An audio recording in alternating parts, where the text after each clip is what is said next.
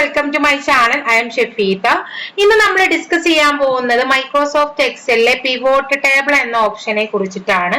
നമ്മുടെ ഡാറ്റാസിനെ ഒരു റിപ്പോർട്ട് ആക്കിയിട്ട് ക്രിയേറ്റ് ചെയ്യുന്നതിനാണ് എക്സലിൽ പിവോട്ട് ടേബിൾ എന്ന ഓപ്ഷൻ ഉപയോഗിക്കുന്നത്. ഇപ്പൊ മാനേജർ ലെവലൊക്കെ വർക്ക് ചെയ്യുന്ന ആളുകൾക്ക് യൂസ്ഫുൾ ആയിട്ടുള്ള ഒരു ഓപ്ഷൻ കൂടിയാണ് പിവോട്ട് ടേബിൾ. അപ്പൊ എങ്ങനെയാണ് എക്സലിൽ പിവോട്ട് ടേബിൾ യൂസ് ചെയ്യുക, എന്താണ് അതിന്റെ ആവശ്യകത എന്നൊക്കെയാണ് നമ്മൾ പറയാൻ പോകുന്നത്. അപ്പൊ ഞാൻ ഓൾറെഡി ഇവിടെ ഒരു സ്റ്റോക്ക് റിപ്പോർട്ട് എന്നൊരു ഡാറ്റാസ് ഞാൻ ഇവിടെ പ്രിപ്പയർ ചെയ്ത് വെച്ചിട്ടുണ്ട്. അതിന്റെ റൈറ്റ് സൈഡിൽ നമുക്ക് കുറച്ച് ക്വസ്റ്റ്യൻസ് ഇവിടെ കൊടുത്തിട്ടുണ്ട്. അപ്പൊ ഇത് എങ്ങനെയാണ് നമ്മൾ ചെയ്യാന്നുള്ളതാണ് പറയാൻ പോണത്. അപ്പൊ ഈ ഒരു സ്റ്റോക്ക് റിപ്പോർട്ടിൽ നമുക്ക് തന്നിട്ടുള്ളത് കുറച്ച് ബ്രാഞ്ചസുകൾ, അതുപോലെ തന്നെ സെയിൽസ് റെപ്സ്, പ്രൊഡക്റ്റ്, ക്വാണ്ടിറ്റി, സെയിലാണ് തന്നിട്ടുള്ളത്. അപ്പൊ ഇവിടെ നമുക്ക് ബ്രാഞ്ച് നോക്കി കഴിഞ്ഞാൽ റിപ്പീറ്റ് വരുന്നതായിട്ട് കാണാം. അതുപോലെ തന്നെ സെയിൽസ് റെപ്സ് ഓരോരുത്തരുടെ പേര് നോക്കി കഴിഞ്ഞാൽ റിപ്പീറ്റ് വന്നിട്ടുണ്ട്. പ്രൊഡക്റ്റ് അതുപോലെ ഓരോ ആളുകളും സെയിൽ ചെയ്തിട്ടുള്ള ക്വാണ്ടിറ്റി, അതുപോലെ സെയിൽസിന്റെ എമൗണ്ട് ആണ് തന്നിട്ടുള്ളത്. അപ്പൊ നമുക്കിനി ഓരോ ക്വസ്റ്റ്യൻസ് എന്താണെന്നുള്ളത് നോക്കാം. ഫസ്റ്റ് ക്വസ്റ്റ്യൻ എന്ന് പറയുന്നത് find the total sale of each branch ആണ്. ഓരോ ബ്രാഞ്ചിലും നടന്നിട്ടുള്ള ടോട്ടൽ സെയിൽ എങ്ങനെയാ കണ്ടുപിടിക്കുക എന്നുള്ളതാണ് പറയാൻ പോകുന്നത്. അപ്പൊ ഒന്നുകിൽ നമുക്ക് ഇവിടെ സമ്മിഫ് വെച്ചിട്ട് കാൽക്കുലേറ്റ് ചെയ്യാൻ പറ്റും. ഇപ്പൊ തൃശ്ശൂർ ബ്രാഞ്ചിൽ നടന്നിട്ടുള്ള മൊത്തം സെയിൽ നമുക്ക് കാൽക്കുലേറ്റ് ചെയ്യണമെങ്കിൽ സമ്മിഫ് ഫംഗ്ഷൻ വെച്ചിട്ട് നമുക്ക് ചെയ്യാൻ പറ്റും. എല്ലാം നമുക്ക് പിവോട്ട് ടേബിൾ ആക്കി ഒരു ടേബിൾ ആക്കിയിട്ട് നമ്മൾ എങ്ങനെ ക്രിയേറ്റ് ചെയ്യുക എന്നുള്ളതാണ് പറയാൻ പോകുന്നത്. അപ്പൊ ഈ ടേബിളിൽ ഏതെങ്കിലും ഒരു സെല്ല് നമുക്ക് സെലക്ട് ചെയ്യാം. അല്ലാന്നുണ്ടെങ്കിൽ മൊത്തം ടേബിൾ നമ്മൾ സെലക്ട് ചെയ്താൽ മതി.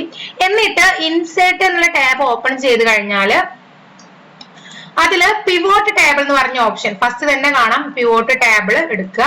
അപ്പൊ അതില് ഇങ്ങനെ ഒരു വിൻഡോ ആണ് ഓപ്പൺ ആയിട്ട് വരിക. അതായത് ഇവിടെ നമ്മളോട് സെലക്ട് ചെയ്യാൻ ടേബിൾ ഓർ റേഞ്ച്, അതായത് നമ്മൾ സെലക്ട് ചെയ്തിട്ടുള്ള ഈ ഒരു ടേബിൾ കണ്ടോ, ആ ഒരു റേഞ്ച് ഇവിടെ തന്നെ വന്നിട്ടുണ്ട്. അതാണ് ഈ ഒരു ഓപ്ഷൻ.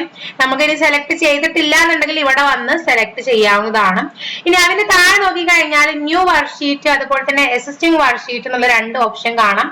നമ്മൾ ഇനി ഉണ്ടാക്കാൻ പോകുന്ന ടേബിള് പുതിയ ഷീറ്റിലേക്കാണോ വേണ്ടത് അതോ ഓൾറെഡി ഉള്ള ഈ ഒരു ഷീറ്റിലേക്ക് മതിയോ എന്നാണ് ചോദ്യം. അപ്പൊ ഞാൻ ഈ ഒരു ഷീറ്റിൽ തന്നെയാണ് കൊടുക്കാൻ പോണത്. എക്സിസ്റ്റിംഗ് ഷീറ്റ് കൊടുത്തിട്ടുണ്ട്.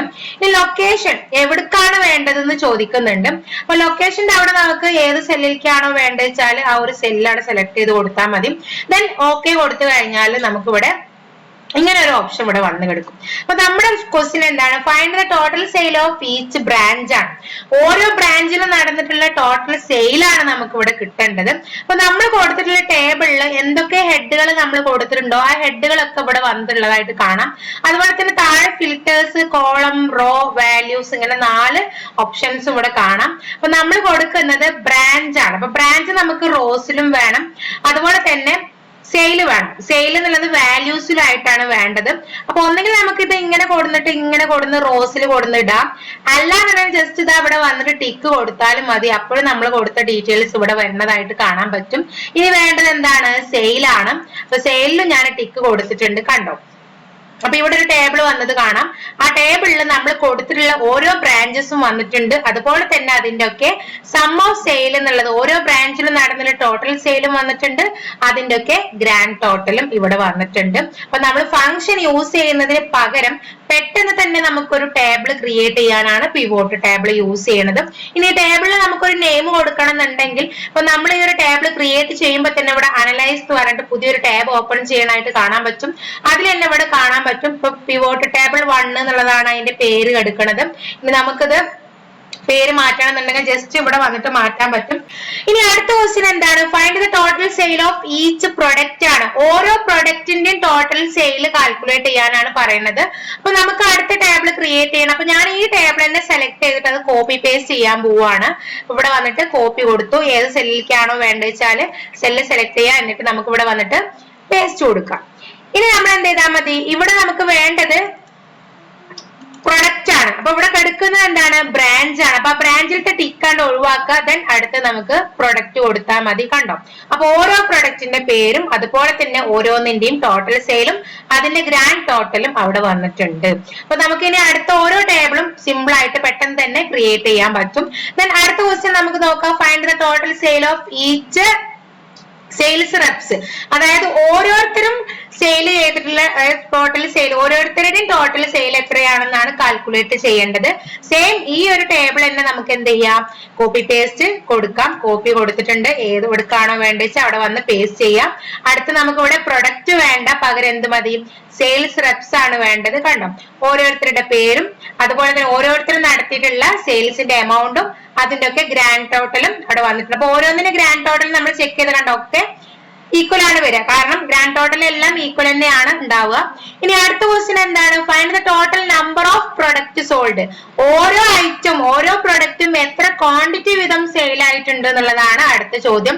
അപ്പൊ നമുക്ക് ഇതുപോലെ തന്നെ ഇത് എന്ത് ചെയ്യാം, കോപ്പി പേസ്റ്റ് കൊടുക്കാം.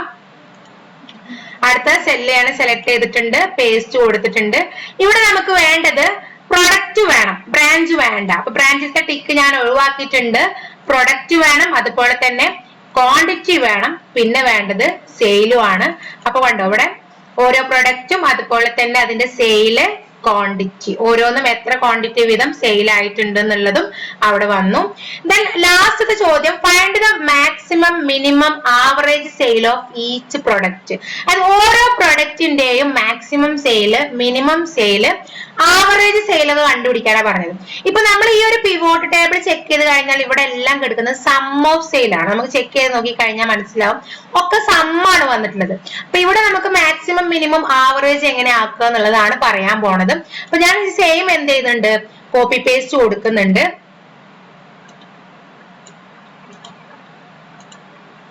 എന്നിട്ട് ഇവിടേക്കാണ് ഞാൻ പേസ്റ്റ് ചെയ്യാൻ പോണത്. പേസ്റ്റ് കൊടുത്തിട്ടുണ്ട്. ഇനി ഇതിൽ നമ്മൾ എന്ത് ചെയ്യണം, ഇവിടെ നമ്മുടെ ചോദ്യം പ്രൊഡക്റ്റിന്റെ പറഞ്ഞില്ല. അപ്പൊ ബ്രാഞ്ച് അല്ല നമുക്ക് വേണ്ടത്, ഞാനിത് ബ്രാഞ്ച് ഒഴിവാക്കിയിട്ട് പ്രൊഡക്റ്റ് ആക്കി കൊടുക്കുന്നുണ്ട്. ഇനി സമ്മോ സെയിൽ മാറ്റി എന്ത് ചെയ്യണം, ആവറേജ് മാക്സിമം മിനിമം ആക്കണം. അപ്പൊ എങ്ങനെയാണ് ഈ ഒരു സമ്മോ സെയിൽ മാറ്റുക എന്നുള്ളതാണ് പറയാൻ പോണത്. ഇവിടെ കണ്ടോ, നമുക്ക് ഇവിടെ ഒരു വാല്യൂസ് തന്ന ഓപ്ഷൻ കണ്ടോ, അതിൽ സമ്മോ സെയിൽ ആണ് ഇപ്പൊ സെലക്ട് ആയി എടുക്കുന്നത്. അപ്പൊ ഈ സമ്മോ സെയിലിന്റെ ഈ ഒരു ലിസ്റ്റ് ബട്ടൺ ഇവിടെ കാണാം. ഇതിൽ ക്ലിക്ക് ചെയ്ത് കഴിഞ്ഞാൽ അതിൽ വാല്യൂ ഫീൽഡ് സെറ്റിംഗ്സ് എന്ന് പറഞ്ഞൊരു ഓപ്ഷൻ കാണാം, ഇതിൽ വരിക. എന്നിട്ട് നമുക്ക് ഇവിടുന്ന് എന്ത് ചെയ്യാം, ഫംഗ്ഷൻ മാറ്റി കൊടുക്കാൻ പറ്റും. ഇവിടെ കണ്ടോ, കസ്റ്റം നെയിം സമ്മോ സെയിൽ ആണ് നമുക്ക് വേണ്ടത്. ആവറേജ് ആണെങ്കിൽ ആവറേജിൽ വന്നിട്ട് ക്ലിക്ക് ചെയ്യുക. ദെൻ ഓക്കെ കൊടുത്തു കഴിഞ്ഞാൽ കണ്ടോ, ഇത് ആവറേജ് ഓഫ് സെയിൽ ആയി. ഇനി നമുക്ക് മാക്സിമം വേണമെന്നുണ്ടെങ്കിൽ സെയിം ഇത് എന്ത് ചെയ്യാം, നമുക്ക് കോപ്പി കൊടുക്കാം. എന്നിട്ട് അടുത്ത സെല്ലിലേക്ക് നമുക്കിത് പേസ്റ്റ് ചെയ്യാം. ഇനി ഇവിടെ ആവറേജ് മാറ്റി എന്ത് ചെയ്യണം, അത് മാക്സിമം ആക്കി കൊടുക്കുക. അപ്പൊ ഇവിടെ ഫംഗ്ഷൻ മാത്രം മാറ്റി കൊടുത്താൽ മതി, വേറെ ഒന്നും നമ്മൾ മാറ്റേണ്ട ആവശ്യമില്ല. ഇപ്പൊ അത് മാക്സ് ഓഫ് സെയിൽ ആയി. ദെൻ അടുത്ത നമുക്ക് മിനിമം സെയിൽ കാൽക്കുലേറ്റ് ചെയ്യണമെന്നുണ്ടെങ്കിൽ ഇതേപോലെ കോപ്പി കൊടുക്കുക. അടുത്ത സ്ഥലത്തേക്ക് നമുക്ക് പേസ്റ്റ് ചെയ്യാം. ഇവിടെ വന്നിട്ട് ഫംഗ്ഷൻ മാറ്റി കൊടുക്കുക. വാല്യൂ ഫീൽഡ് സെറ്റിംഗ്സില് മിന്നാക്കി കൊടുത്ത് ഓക്കെ കൊടുത്തു കഴിഞ്ഞാൽ മിന്നോ സെയിൽ.